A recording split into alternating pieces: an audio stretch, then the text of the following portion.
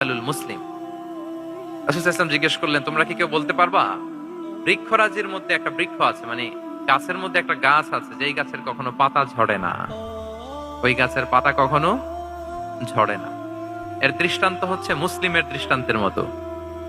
বলতো ফাহাদ্দিসুনি মা হিয়া, বলতো ওই গাছটা কি, কে বলতে পারো? আপনারা তো সব একেবারে পেরে গেছেন।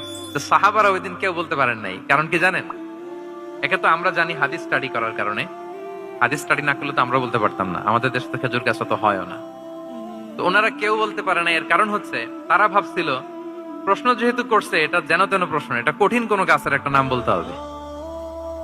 তো বাড়ির পাশে যে খেজুর গাছ, মদিনার অলিতে গলিতে যে খেজুর গাছ ভর্তি, এই দিকে আর ওনাদের অ্যাটেনশন যায় না। ওনারা চলে গেছে মরুভূমিতে, ইয়ামানে, তারপর একেবারে ডেজার্টের মাঝখানে কি কি গাছ আছে ওগুলো আওড়াচ্ছে মনে মনে।